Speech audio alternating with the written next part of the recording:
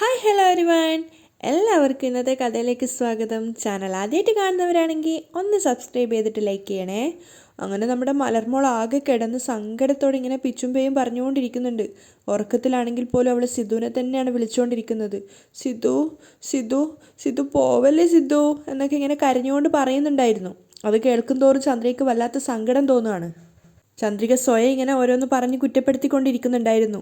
അയ്യോ സിദ്ധു സിദ്ധു എന്ന് പറഞ്ഞ് പുലമ്പിക്കൊണ്ടിരിക്കുകയാണല്ലോ ഇവൾ. സിദ്ധു സാർ അമേരിക്കയിലേക്ക് പോയാൽ ഇവളെ ഞാൻ പിന്നെ എങ്ങനെ സമാധാനിപ്പിക്കുമെന്ന് എനിക്കറിയില്ല.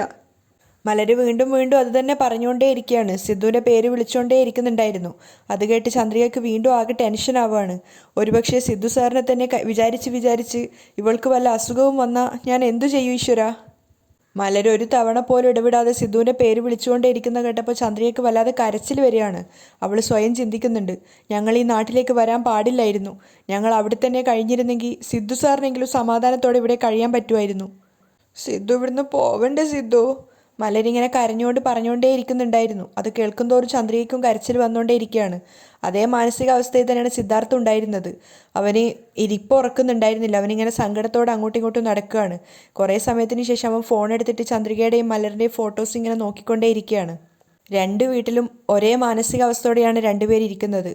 തളർന്നു പോയൊരവസ്ഥയിൽ ചന്ദ്രികയും അതേപോലെ തന്നെ സഹിക്കാനാവാത്ത സങ്കടത്തോടെയാണ് സിദ്ധാർത്ഥ ഉണ്ടായിരുന്നത്. അവൻ മൊബൈൽ ഡിസ്പ്ലേയിൽ ചന്ദ്രികയുടെ പല ഫോട്ടോസും നോക്കിക്കൊണ്ടേയിരിക്കുകയാണ്. അവർ തമ്മിൽ ഒന്നിച്ചുണ്ടായിരുന്ന സന്ദർഭങ്ങളിൽ എടുത്ത ഫോട്ടോസുകളൊക്കെ. അങ്ങനെ സ്ക്രീന് മറിച്ച് വന്നപ്പോഴാണ് മലറിൻ്റെ കൂടെ ചന്ദ്രിക നിൽക്കുന്ന ഒരു ഫോട്ടോ കണ്ടത്. അപ്പോൾ സൂം ചെയ്തിട്ട് മലറിനെ എടുത്ത് നോക്കുകയാണ് സിദ്ധാർത്ഥ്. ആ സമയത്താണ് സിദ്ധുവിന് ഓർമ്മ വരുന്നത്, മലറിന് പനിയുണ്ടായിരുന്നതാ. ഇപ്പോൾ എന്തായി എന്നറിയില്ല. അവളെ പോയിട്ടൊന്ന് കണ്ടിട്ട് വന്നാലോ. സിദ്ധു ക്ലോക്കിലേക്ക് നോക്കുന്ന സമയത്ത് 9:15 ആയിട്ടുണ്ടായിരുന്നത്. അപ്പോൾ അവൻ തീരുമാനിക്കുകയാണ്, മലറിനെ പോയിട്ട് കണ്ടിട്ട് വരാം.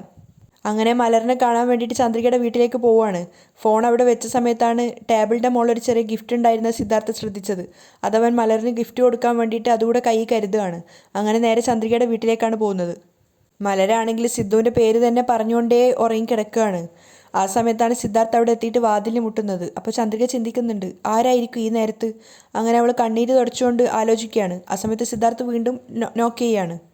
ചന്ദ്രിക വാതിൽ തുറന്നപ്പോൾ തൊട്ടു മുന്നിൽ സിദ്ധാർത്ഥിനെ കണ്ടപ്പോൾ അവൾ ആദ്യം ഒന്ന് പരിഭ്രമിക്കുകയാണ്. അവൾ ചോദിക്കുന്നുണ്ട്, സിദ്ധു സർ നിങ്ങളായിരുന്നോ? അപ്പോൾ സിദ്ധാർത്ഥവും പെട്ടെന്ന് പറയാണ്, അത് ചന്ദ്രികയെ മലറിനെ ഒന്ന് കണ്ടിട്ട് പോവാമെന്ന് കരുതി. ആ സമയത്ത് ചന്ദ്രിക അവനെ അകത്തേക്ക് ക്ഷണിക്കുകയാണ്. സിദ്ധാർത്ഥ അകത്ത് ചെന്ന സമയത്ത് കാണുന്നത് നിലത്ത് പായിൽ കിടന്നുറങ്ങുകയാണ് മലര്.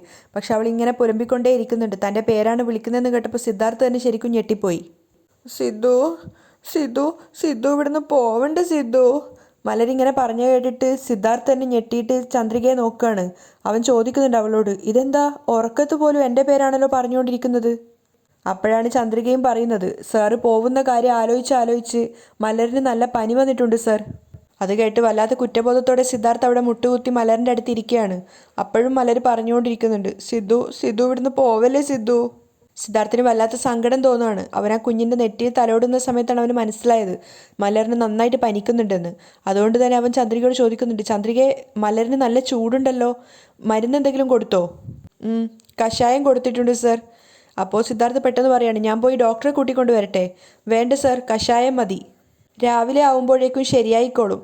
അത് കേട്ടപ്പോൾ സിദ്ധാർത്ഥ പിന്നീട് ഒന്നും പറയുന്നില്ല. അവൻ കുഞ്ഞിട്ട് മലറിൻ്റെ നെറ്റിയിൽ ഉമ്മ വെക്കുകയാണ്. ചന്ദ്രികയ്ക്കും അത് കണ്ടിട്ട് വല്ലാത്ത സങ്കടം വന്നിട്ടുണ്ടായിരുന്നു. അതിനുശേഷം സിദ്ധാർത്ഥ ചന്ദ്രികയോടായിട്ട് പറയുന്നുണ്ട്, രാവിലെ ഞാൻ എയർപോർട്ടിലേക്ക് പോവും.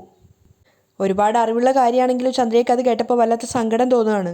അപ്പോൾ സിദ്ധാർത്ഥ് പറയുന്നുണ്ട്, മലർ എന്നെക്കുറിച്ച് ചോദിച്ചാൽ ഞാൻ അമേരിക്കയിലേക്ക് പോയി എന്ന് പറഞ്ഞാൽ മതി. ചന്ദ്രിക ഒന്നും പറയാതെ തലതാഴ്ത്തി നിൽക്കുകയാണ്. അപ്പോൾ സിദ്ധു പറയുന്നുണ്ട്, ഞാൻ അവിടെ പോയി സെറ്റിലായതിനു ശേഷം മലറിനെ വിളിച്ച് സംസാരിച്ചോളാം. അപ്പോൾ ചന്ദ്രിക സമ്മതിക്കുകയാണ്. സിദ്ധാർത്ഥ് അവിടെ നിന്ന് ഇറങ്ങാൻ വേണ്ടി എഴുന്നേൽക്കുകയാണ്. അപ്പോൾ അവൻ അല്പനേരം ചന്ദ്രികയെ തന്നെ നോക്കി നിൽക്കുന്നുണ്ട്. രണ്ടുപേരുടെയും കണ്ണിന് പറഞ്ഞറിയിക്കാനാവാത്ത സങ്കടം ഉണ്ടായിരുന്നു. സിദ്ധാർത്ഥ് പിന്നീട് ഒന്നും പറയാതെ വേഗം പുറത്തേക്ക് ഇറങ്ങുകയാണ്. അവൻ അവിടെ എത്തിയതിനു ശേഷം തിരിഞ്ഞ് ചന്ദ്രികയെ നോക്കുകയാണ്. രണ്ടുപേരും ഒരുപാട് നേരം മിഴികൾ പരസ്പരം നോക്കി നിൽക്കുന്നുണ്ടായിരുന്നു. സിദ്ധാർത്ഥിൻ്റെ കണ്ണൊക്കെ നിറഞ്ഞൊഴുകുകയാണ്. അവൻ്റെ ഉള്ളിങ്ങനെ പെടക്കുന്നുണ്ടായിരുന്നു. അവൻ ചന്ദ്രികയെ നോക്കിയിട്ട് മനസ്സിൽ ചിന്തിക്കുകയാണ്, ഒരു വാക്ക്, ഒരേ ഒരു വാക്ക്, പോവണ്ടെന്ന് പറഞ്ഞാൽ ഞാൻ പോവില്ല ചന്ദ്രികയെ. നിന്നെ മലരിനെ ഉപേക്ഷിച്ച് പോകുന്നത് എനിക്ക് വല്ലാത്ത വേദന ഉണ്ടാക്കുന്ന കാര്യമാണ്. തകർന്ന മനസ്സോടെയാ നിങ്ങളെ വിട്ട് ഞാൻ പോകുന്നത്. സിദ്ധാർത്ഥിൻ്റെ ഹൃദയം നുറുങ്ങുന്ന വേദന ഉണ്ടായിരുന്നു. അതേ മാനസികാവസ്ഥയോടെ നിറഞ്ഞ കണ്ണുകളുമായിട്ടാണ് ചന്ദ്രികയും നിൽക്കുന്നത്. അവളുടെ മനസ്സും അതേസമയം മന്ത്രിക്കുന്നുണ്ടായിരുന്നു. എനിക്കറിയാം സാർ, സാറിന് ഇവിടുന്ന് പോവാൻ താല്പര്യമില്ലാന്ന്. പക്ഷേ ജാനകി അമ്മയുടെ നിർബന്ധം കാരണാ സാറ് പോകുന്നത്. ചന്ദ്രിക കണ്ണു തുടക്കുകയാണ്. സാറിൻ്റെ സ്നേഹം സ്വീകരിക്കാനുള്ള അവസ്ഥയിലല്ല ഞാൻ. എന്നോട് ക്ഷമിക്കണം. ഞാൻ കാരണമാണ് സാർ ഇത്രയും വിഷമിക്കുന്നത്. എൻ്റെ ജീവിതത്തിൽ സാറിനെ പോലൊരാളെ സ്വീകരിക്കാൻ എനിക്ക് കഴിയില്ല. ഇതെൻ്റെ ജീവിതത്തിൽ വലിയ ദൗർഭാഗ്യകരമായിട്ടാണ് ഞാൻ കാണുന്നത്. ചന്ദ്രികയ്ക്കും അവളുടെ സങ്കടത്തെ നിയന്ത്രിക്കാൻ സാധിക്കുന്നുണ്ടായിരുന്നില്ല. സിദ്ധാർത്ഥിൽ നിന്ന് അവൾ കണ്ണുകൾ താഴ്ത്തുകയാണ്. ആ സമയത്താണ് സിദ്ധാർത്ഥ് സ്ഥലകാലബോധത്തോടെ കണ്ണു തുടച്ചുകൊണ്ട് ചന്ദ്രികയോട് പറയുന്നത്, ചന്ദ്രികയെ ഞാൻ ഇറങ്ങുന്നു. ചന്ദ്രിക സമ്മതം കൊടുക്കുകയാണ്. അത് കേട്ടപ്പോൾ സിദ്ധാർത്ഥിന് വല്ലാത്ത സങ്കടം തോന്നുന്നുണ്ടായിരുന്നു. ഓരോ സ്റ്റെപ്പ് മുന്നോട്ട് വെക്കുന്തോറും തിരിഞ്ഞ് തിരിഞ്ഞ് ചന്ദ്രികയെ നോക്കിക്കൊണ്ടാണ് സിദ്ധാർത്ഥ് അവിടെ നിന്ന് പോയത്. സിദ്ധാർത്ഥിൻ്റെ ഹൃദയം നുറുങ്ങുന്ന വേദന ചന്ദ്രികയ്ക്കും തിരിച്ചറിയാൻ സാധിക്കുന്നുണ്ടായിരുന്നു. അവളും നിയന്ത്രിക്കാനാവാതെ കരയുകയാണ്. അങ്ങനെ നേരം പുലർന്നപ്പോൾ എല്ലാവരും സിദ്ധാർത്ഥിനെ വെയിറ്റ് ചെയ്യുകയാണ്. അപ്പം അമേരിക്കയിലേക്ക് പോകാനുള്ള തയ്യാറെടുപ്പിൽ പുറത്തേക്ക് വരുന്നതും കാത്തു നിൽക്കുകയാണ്. ആ സമയത്താണ് മുത്തശ്ശി മേഘയോട് ശബ്ദം താഴ്ത്തി പറയുന്നത്, മേഘ, ഞാൻ പറയുന്നത് നീ ശ്രദ്ധിച്ച് കേൾക്കണേ. സിദ്ധാർത്ഥ് അമേരിക്കയിലേക്ക് പോയതിനു ശേഷം മുഴുവൻ കമ്പനിയും നിന്റെ കൺട്രോളിലാക്കണം. ഇനി അങ്ങോട്ട് മഹേന്ദ്രൻ കമ്പനിയുടെ കാര്യത്തിൽ വലുതായിട്ട് തലയിടാൻ വരില്ല. സിദ്ധാർത്ഥ് അടുത്ത വർഷമേ വരുള്ളൂ എന്നാ പറയുന്നത്. അതുകൊണ്ട് ഈ ഒരു വർഷത്തിനുള്ളിൽ എല്ലാ കമ്പനിയും സ്വത്തുക്കളും നിന്റെ പേരിലാക്കി മാറ്റണം. അതൊക്കെ സമ്മതിച്ചുകൊണ്ട് മേഘ തലയാട്ടുകയാണ്. അപ്പം മുത്തശ്ശി പറയുന്നുണ്ട്, എന്നാലേ നമുക്ക് സന്തോഷമായിട്ട് ഇരിക്കാൻ പറ്റൂ. ഈ അവസരം നീ പാഴാക്കിയാ പിന്നെ നമ്മളായിരിക്കും ശരിക്കും പെടാൻ പോകുന്നത്. സിദ്ധാർത്ഥ് തിരിച്ചു വരുമ്പോഴേക്കും ചന്ദ്രികയും മലരും എവിടെയാണെന്ന് പോലും അറിയരുത്. ശരി മുത്തശ്ശി. മേഘയും അത് സമ്മതിക്കുകയാണ്. അപ്പോഴാണ് മുത്തശ്ശിക്ക് സമാധാനമായത്. അപ്പോഴേക്കും സിദ്ധാർത്ഥ് പോകാനുള്ള ബാഗൊക്കെ ആയിട്ട് പുറത്തേക്ക് വന്നിട്ടുണ്ടായിരുന്നു.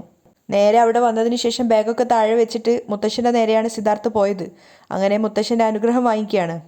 അദ്ദേഹത്തിൻ്റെ കാൽ തൊട്ട് അനുഗ്രഹം വാങ്ങിക്കുമ്പോൾ അദ്ദേഹവും പറയുന്നുണ്ട്, പോയിട്ട് നന്നായിട്ട് വാ മോനെ. പിന്നെ നേരെ മഹേന്ദ്രൻ്റെ അടുത്തേക്കാണ് സിദ്ധാർത്ഥ് പോകുന്നത്. അങ്കിളെ, പോയിട്ട് വരാം കേട്ടോ. അപ്പോൾ മഹേന്ദ്രൻ സിദ്ധാർത്ഥിനെ കെട്ടിപ്പിടിക്കുകയാണ്. അതിനുശേഷം ചെറിയൊരു വിഷമത്തോടെ മഹേന്ദ്രൻ പറയുന്നുണ്ട്, നീ ഇല്ലാത്തത് എനിക്ക് വലിയൊരു കുറവാണ്. പിന്നെ സാരമില്ല, നീയും നിൻ്റെ ഫ്രണ്ടും ചേർന്നൊരു ബിസിനസ് സ്റ്റാർട്ട് ചെയ്യല്ലേ. Anyway, all the best. അതിൽ നീ വിജയിക്കട്ടെ എന്ന് ആശംസിക്കുന്നു. സിദ്ധാർത്ഥും സന്തോഷം വരുത്തി പുഞ്ചിരിക്കുകയാണ്. മാത്രമല്ല അയാൾക്ക് നന്ദിയും പറയുന്നുണ്ട്. അതിനുശേഷം ലക്ഷ്മിയോടാണ് യാത്ര പറയുന്നത്. അതിനുശേഷം പ്രിയയും സിദ്ധാർത്ഥിന് യാത്ര പറയാണ്. പിന്നെ നേരെ ജാനകിയുടെ നേരെ പോയി ജാനകിയുടെ കാല് തൊട്ട് തൊഴുകയാണ്. ആ സമയത്ത് ജാനകിയും പറയുന്നുണ്ട് പോയിട്ട് വരാൻ. അപ്പോൾ സിദ്ധാർത്ഥ് സ്നേഹത്തോടെ പറയുന്നുണ്ട്, അമ്മ വെറുതെ വിഷമിക്കരുത് കേട്ടോ, ഞാൻ ജോലിക്കാണ് പോകുന്നത്. വേഗം പോയിട്ട് തിരിച്ചു വരും. ആരോഗ്യം നോക്കണം കേട്ടോ. പിന്നെ നേരെ വാസുവിൻ്റെ നേരെ പോയിട്ട് അച്ഛനോടും അവൻ അനുഗ്രഹം വാങ്ങിക്കുകയാണ്. അപ്പോൾ അതിനുശേഷം അദ്ദേഹത്തോട് പറയുന്നുണ്ട് അമ്മയെ നന്നായിട്ട് നോക്കണമെന്ന്. പിന്നീട് ആരതിയോട് യാത്ര ചോദിക്കുകയാണ്. അപ്പോൾ ആരതി സ്വതസിദ്ധമായ രീതിയിൽ അവനെ കളിയാക്കുകയാണ്. പിന്നെ നീ പുറത്തോട്ടൊക്കെ പോവുമല്ലേ, അതുകൊണ്ട് തിരിച്ചു വരുമ്പോൾ മദാമ്മമാരെയൊന്നും കൂട്ടിയിട്ട് വന്നേക്കരുത്. അപ്പോൾ സിദ്ധാർത്ഥാണെങ്കിൽ അവിടെ തല്ലുകയാണ്. അത് കേട്ട് എല്ലാവരും ചിരിക്കുന്നുണ്ടായിരുന്നു. പക്ഷേ അതിനുശേഷം മഹേന്ദ്രൻ പറയുന്നുണ്ട്, ഏയ് no no no no no, ഇവൻ അങ്ങനെയൊന്നും ചെയ്യില്ല. ഇവൻ നല്ലൊരു മലയാളി പെൺകുട്ടിയെ വിവാഹം കഴിക്കൂ. അത് കേട്ടതും ജാനകിയുടെ മുഖം വലിഞ്ഞു മുറുകുകയാണ്. അപ്പോഴേക്കും കൃത്യമായിട്ട് ആ സമയത്ത് ചന്ദ്രിക അങ്ങോട്ടേക്ക് വന്നിട്ടുണ്ടായിരുന്നു. അത് കേട്ട് സിദ്ധാർത്ഥും പുഞ്ചിരിക്കുകയാണ്. അപ്പോൾ മഹേന്ദ്രൻ ചോദിക്കുന്നുണ്ട്, എന്താ സിദ്ധു, ഞാൻ പറഞ്ഞത് ശരിയല്ലേ? അപ്പോൾ സിദ്ധാർത്ഥിൻ്റെ നോട്ടം നേരെ പോയത് ചന്ദ്രികയിലേക്കാണ്. കുറച്ചു നേരം അവൻ ചന്ദ്രികയെ തന്നെ നോക്കി വല്ലായ്മയോടെ നിൽക്കുകയാണ്. ചന്ദ്രികയും തലതാഴ്ത്തി നിൽക്കുന്നുണ്ടായിരുന്നു. അപ്പോഴേക്കും മേഘ വന്നിട്ട് സിദ്ധാർത്ഥിന് ഹാപ്പി ജേണി ആശംസിക്കുകയാണ്. മാത്രമല്ല, നിന്റെ പുതിയ ബിസിനസ്സിൽ നീ നമ്പർ 1 ആയിട്ട് വരാൻ എൻ്റെ എല്ലാവിധ ആശംസകളും. അവൾ അവന് കൈ കൊടുക്കുന്ന സമയത്ത് സിദ്ധാർത്ഥും നന്ദി പറഞ്ഞുകൊണ്ട് കൈ വാങ്ങിക്കുകയാണ്. അതിനുശേഷം മുത്തശ്ശി പറയുന്നുണ്ട്, സിദ്ധു, നീ അമേരിക്കയിൽ വലിയ ബിസിനസ്സുകാരനായി അവിടെ തന്നെ ഒരു 5 കമ്പനിയും വാങ്ങിച്ച് അമേരിക്കയിൽ തന്നെ സെറ്റിലാവണം. അതാണ് എൻ്റെ ആഗ്രഹം. ആശംസകൾ. അവർ പറഞ്ഞത് കേട്ട് എല്ലാവരും ചിരിക്കുകയാണ്. മാത്രമല്ല സിദ്ധാർത്ഥ് നന്ദിയും പറയുന്നുണ്ട്. പക്ഷെ അപ്പം മുത്തശ്ശൻ പറയുന്നുണ്ട്, എൻ്റെ പേരക്കുട്ടി സിദ്ധാർത്ഥ് അമേരിക്കയിൽ 100 കമ്പനി വാങ്ങിയാലും അവൻ അവിടെ സ്ഥിരമാക്കില്ല, തിരിച്ച് നാട്ടിൽ വന്നേ സെറ്റിലാവൂ. അത് കേട്ടത് മുത്തശ്ശിക്ക് ദേഷ്യം വരികയാണ്. അയ്യോ. അത് കേട്ട് എല്ലാവരുടെ മുഖത്ത് പുഞ്ചിരി വന്നിട്ടുണ്ടായിരുന്നു. കാരണം അവരൊക്കെ ആഗ്രഹിക്കുന്നത് സിദ്ധാർത്ഥ് നാട്ടിലേക്ക് തിരിച്ചു വരണം തന്നെയാണ്. സിദ്ധാർത്ഥ് തിരിഞ്ഞ് വീണ്ടും ചന്ദ്രികയെ തന്നെ നോക്കുകയാണ്. ആ സമയത്ത് മുത്തശ്ശി ചിന്തിക്കുന്നുണ്ട്, ഇനി ഇവൻ തന്നെ വിചാരിച്ചാലും ഇവനെ ഇവിടെ സെറ്റിലാവാൻ ഞാൻ സമ്മതിക്കില്ല. ആ സമയത്താണ് മഹേന്ദ്രൻ മലറിനെയും ചന്ദ്രികയെ അന്വേഷിക്കുന്നത്. അപ്പോൾ പെട്ടെന്ന് തന്നെ ചന്ദ്രിക അവരുടെ അടുത്തേക്ക് വന്നിട്ട് പറയുന്നുണ്ട്, സർ, ഞാൻ ഇവിടെയുണ്ട് സർ. മലരെവിടെ ചന്ദ്രികയെ? മഹേന്ദ്രൻ ചോദിക്കുകയാണ്. അപ്പോൾ ചന്ദ്രിക ആകെ ഒരു വല്ലായ്മയോടെ പറയുന്നുണ്ട്, മലരിന് തീരെ സുഖമില്ല, അതുകൊണ്ട് അവൾ ഉറങ്ങുവാണെന്നോ? അപ്പോൾ ലക്ഷ്മിയും ചോദിക്കുന്നുണ്ട്, ശരി, എങ്കിൽ പിന്നെ അവളോട് പറയണ്ട. അവൾ എഴുന്നേറ്റതിന് ശേഷം നമുക്ക് അവളോട് കാര്യങ്ങൾ പറഞ്ഞ് മനസ്സിലാക്കാം. ലക്ഷ്മിയും സങ്കടത്തോടെയാണ് പറയുന്നത്. മലർ ഇപ്പോൾ സിദ്ധുവിനെ കണ്ട അവൾ സങ്കടത്തോടെ കരയാൻ തുടങ്ങും. അവളെ സമാധാനിപ്പിക്കാൻ പറ്റില്ല. അതൊക്കെ കേട്ട് മുത്തശ്ശിക്കും മേഘക്കും ദേഷ്യം വരികയാണ്. ആ സമയത്ത് സിദ്ധാർത്ഥ് ചന്ദ്രികയോട് പറയുന്നുണ്ട്, ഞാൻ US-ലെത്തിയാൽ ഉടൻ തന്നെ മലറിനെ വിളിച്ച് സംസാരിച്ചോളാം. അത് കേട്ട സമയത്ത് ജാനകിക്ക് വല്ലാത്ത ദേഷ്യം തോന്നുന്നുണ്ടായിരുന്നു. ഇവരെന്തിനാ ഈ ഒരു ജോലിക്കാരിയുടെ മകളുടെയും കാര്യത്തിൽ ഇത്രയേറെ താല്പര്യം കാണിക്കുന്നതെന്ന് വിചാരിച്ചിട്ട്. അപ്പോൾ സിദ്ധാർത്ഥ് ചന്ദ്രികയോട് പറയാണ്, അവൾ എഴുന്നേറ്റ അവൾക്ക് ഒന്നുകൂടെ കഷായം കൊടുക്കണം കേട്ടോ. ശരി സർ, ചന്ദ്രിക പറയുന്നുണ്ട്. ആ സമയത്തൊക്കെ സങ്കടത്തോടെയാണ് സിദ്ധാർത്ഥ് ചന്ദ്രികയെ നോക്കി നിൽക്കുന്നത്. ആ സമയത്ത് ചന്ദ്രികയ്ക്കും സിദ്ധാർത്ഥിനും പരസ്പരം പല കാര്യങ്ങളും, അവരുടെ ജീവിതത്തിൽ മുമ്പ് സംഭവിച്ച പല കാര്യങ്ങളും ഇങ്ങനെ ഓർമ്മയിലേക്ക് വന്നുകൊണ്ടേ ഇരിക്കുകയാണ്. ദൈവത്തിന് പൂമാല ചാർത്താൻ പോയ സമയത്ത് അത് സിദ്ധാർത്ഥിൻ്റെ കഴുത്തിൽ വീണതും, ബസ്സിൽ താൻ ഇരിക്കുന്നത് കണ്ടിട്ട് സിദ്ധാർത്ഥ് ആ ബസ്സിന് പിന്നാലെ ഓടിയതും, അങ്ങനെ പല കാര്യങ്ങളും അവരുടെ രണ്ടുപേരുടെയും മനസ്സിൽ കൂടെ കടന്നു പോകുന്നുണ്ടായിരുന്നു. പക്ഷേ സിദ്ധാർത്ഥ് ചന്ദ്രികയെ നോക്കുന്നത് കാണുന്തോറും ജാനകിക്ക് ഇങ്ങനെ ദേഷ്യം കൂടിക്കൂടി വരികയാണ്. അല്പനേരത്തിന് ശേഷം സിദ്ധാർത്ഥ് എല്ലാവരോടായിട്ട് പറയാണ്, എങ്കിൽ പിന്നെ ഞാൻ ഇറങ്ങുന്നു, ബൈ. എല്ലാവരും സിദ്ധാർത്ഥിന് സന്തോഷത്തോടെ തന്നെ യാത്ര അയക്കുകയാണ്. സിദ്ധാർത്ഥ് വീണ്ടും വീണ്ടും ഓരോരുത്തരെ നോക്കുന്തോറും വീണ്ടും വീണ്ടും ചന്ദ്രികയെ തന്നെ നോക്കിക്കൊണ്ടേ ഇരിക്കുന്നുണ്ട്. അങ്ങനെ സിദ്ധാർത്ഥിന് പോകാനുള്ള കാറൊക്കെ റെഡിയായി, അവൻ്റെ ലഗേജൊക്കെ എടുത്തു വെക്കുകയാണ്. ആ സമയത്തൊക്കെ സിദ്ധാർത്ഥിൻ്റെ ഹൃദയം ഇങ്ങനെ നുറുങ്ങുന്നുണ്ടായിരുന്നു. അവൻ ആ ഒരു യാത്ര അവന് സങ്കല്പിക്കാൻ പോലും പറ്റുന്നതായിരുന്നില്ല. ആരോടൊക്കെയുള്ളൊരു വാശിയുടെ പുറത്തുനിന്നുള്ള പോലെയാണ് അവൻ പോയിക്കൊണ്ടിരിക്കുന്നത്. സിദ്ധാർത്ഥ് ഇങ്ങനെ സങ്കടത്തോടെ ഓരോ സ്റ്റെപ്പ് വെക്കുന്തോറും തിരിഞ്ഞ് ചന്ദ്രികയെ നോക്കുന്നുണ്ടായിരുന്നു. മറ്റുള്ളവരത് കാണുമെന്ന് ഓർത്തിട്ട് ചന്ദ്രികയ്ക്ക് വല്ലാത്ത ഭയം ഉണ്ടായിരുന്നു. പക്ഷേ സിദ്ധാർത്ഥിന് ആ സമയത്തൊന്നും അങ്ങനെയൊന്നും ചിന്ത ഉണ്ടായിരുന്നില്ല. അതുകൊണ്ട് തന്നെ അവൻ ചന്ദ്രികയെ തന്നെ നോക്കിക്കൊണ്ടേയിരിക്കുകയാണ്.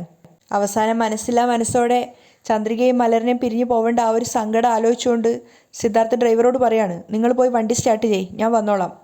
അങ്ങനെ വീണ്ടും മുത്തശ്ശനോടൊക്കെ യാത്ര പറയാണ്. മുത്തശ്ശ, ഞാൻ ഇറങ്ങുന്നേ. എല്ലാവരോടും വീണ്ടും യാത്ര ചോദിക്കുന്നുണ്ട്. പക്ഷേ കാറിൻ്റെ അടുത്തേക്ക് പോകുന്തോറും സിദ്ധാർത്ഥിൻ്റെ കാലുകൾ വലിഞ്ഞുകൊണ്ടേ ഇരിക്കുകയാണ്. അവൻ തിരിഞ്ഞ് വീണ്ടും ചന്ദ്രികയെ നോക്കുന്നുണ്ട്. നിറഞ്ഞ കണ്ണുകളായിട്ട് ചന്ദ്രിക നിൽക്കുന്നത് കാണുമ്പോൾ സിദ്ധാർത്ഥിനും വല്ലാത്ത സങ്കടം തോന്നുകയാണ്. അവിടെയാണ് ഇന്നത്തെ എപ്പിസോഡ് വൈൻഡപ്പ് ചെയ്യുന്നത്.